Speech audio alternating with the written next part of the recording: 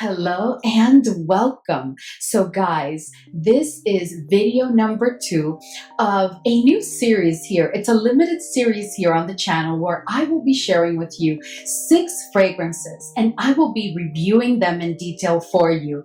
And these 6 fragrances are what I would like to call the game changers. And today we're going to be talking about a fragrance, guys, that is definitely a game changer in my opinion, and I'll explain why. And this one is Room 1015 Jasmine Freak.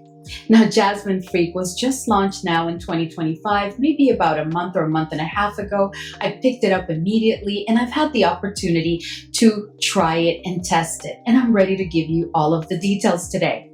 Now, if you've been with me for a while, you know that I have not had much luck with Room 1015 because I did pick up a blind buy, by the way, a fragrance that was quite viral last year, which was Wave Child. And you know that I was not very lucky with Wave Child, and I know that that's not a popular opinion, but that's not a fragrance that I really enjoy. Is it a bad fragrance? No, it's just a fragrance that's really not I just don't see what is it about it, right? So I can tell you that with Jasmine Freak, Room 1015 has now jumped to like the top of the chart of the fragrance houses that I really want to dive deep into. So I will most likely be picking up other Room 1015 fragrances and sharing them with you here shortly. But today it is all about Jasmine Freak. And what I want to say is that to me, this fragrance is a game changer, guys, because it is a jasmine-centric fragrance.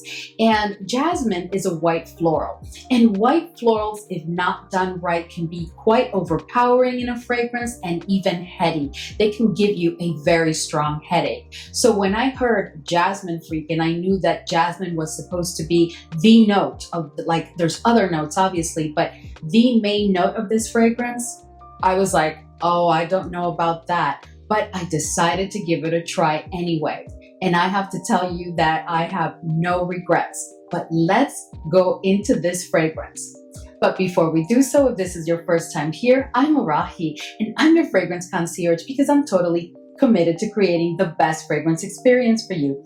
I upload videos multiple times a week, and on this channel, we love to talk about all types of fragrances. So if that sounds like the type of content that you're interested in and like a good plan, then please consider subscribing, give this video a thumbs up, and don't forget, leave a comment.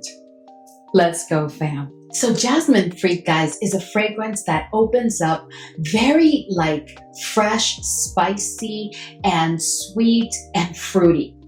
And it's interesting because although I pick up on the mango in the opening, for me, it's more about like some citrusy, zesty kind of notes more than the mango itself. The mango is present, but to my nose, the mango is not faint, but it is definitely in the background. It doesn't play a stellar role in the fragrance. And then almost immediately, there's no opportunity for the mango to really make a larger appearance, to call it something, because you immediately start to pick up on the florals. And once those florals come in, forget it. It is all about the jasmine.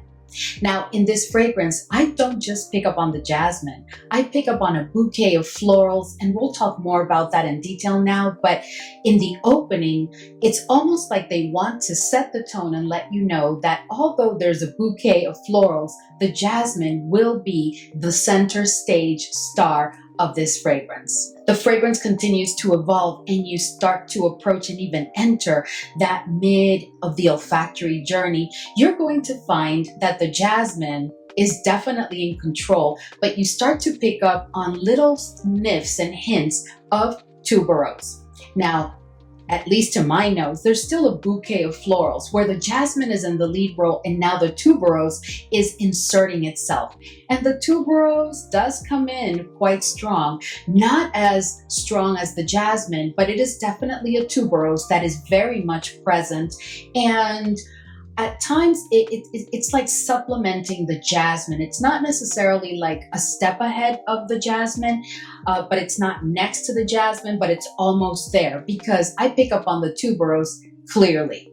At all this, while you have all the florals now center stage with the jasmine and the tuberose being the stars, in the background, I still pick up on all those fruity notes. At the dry down, you are going to get an incredibly beautiful fragrance where the center or the stars are still the jasmine and the tuberose, but they have been done, guys, in such a way, which is what makes this fragrance for me a game changer. Because, you know, when you talk about tuberose and you talk about jasmine, those are two very intense and powerful, typically overpowering when found in a fragrance kind of notes. But here, Room 1015 has managed to do it in such a smooth and seamless way. It's a very beautiful fragrance that, while being elegant, it's still energetic and bright and lively. It is like a welcome to spring kind of fragrance. This is truly perfection for the spring season, and a fragrance that I would also, of course, pull during the summer and even at the beginning of the fall. I also think that this is a fragrance that for layering purposes would be absolutely incredible. Wherever, if you are a white florals lover, whichever fragrance you want to bring a bit of that white florals presence, this is one that you want to layer with because it is absolutely exquisite. But I tell you, the feel and the vibe of this fragrance is that of welcome spring. This is a fragrance that at dry down will deliver those florals with some level of fruitiness on a very present background of a musk. Now, for those of you that are not much into musk or are very careful with fragrances that have the note of musk, the musk here to me is like a level 3, which means that this is a musk that you are definitely going to pick up on. This is not a shy or demure musk. No, this is a musk that is very much present, but at that, it's been done very, very nicely and very smoothly. And it never overpowers any of the notes of this fragrance, whether it's in the olfactory journey, at dry down, or during the wear of the fragrance. The fragrance is not about the musk at all, but the musk is present, and to me, it's like a level 3. At all this, guys, I'm also very, very impressed with this fragrance because it is a powerhouse. It borders on beast on my skin, as it gives me well over 8 hours without having to overspray, with a very strong projection that exceeds the 2-hour mark. And then it becomes a scent bubble for like another maybe 2 to 3 hours. And then towards the end of the day or the end of that wear cycle, it does become a skin scent. But it is definitely a skin scent that allows you and others to smell the fragrance. This fragrance for me is a 25 plus kind of fragrance. And as I said before, it is a musk level 3 with absolutely no oud. I pick up on no oud in this fragrance. This is also one that I think that is best suited, and I think I said this before, but it is best suited for like the spring. It is perfection. You can use it during the summer, and you can even use it during the opening of the fall season.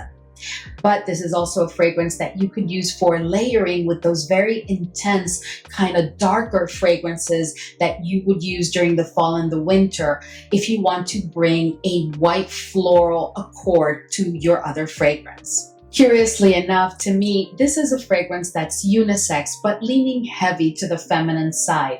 But if there's a gentleman that wanted to wear this fragrance on its own, they could. But I think that this would actually be perfect to layer with some of those very masculine fragrances where you want to bring some degree of a floral aspect. Because this is not a girly la la la kind of fragrance. No, this is a statement making fragrance, and at that, done exquisitely. All right, guys, so that is all that I have for you as it relates to Jasmine Freak. And I just wanted to come here and just share the results of trying it several times and let you know why I think this fragrance is a game changer.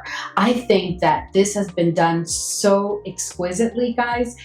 I have to tell you, like, if you've been with me for a while, you know that one of my favorite white florals fragrance is Love Tuberose from Amouage, but I have to tell you, this one may end up dethroning it because this has been done so nicely, and I love the way that they have the jasmine and the tuberose play so well together. Let us know if you picked up Jasmine Freak.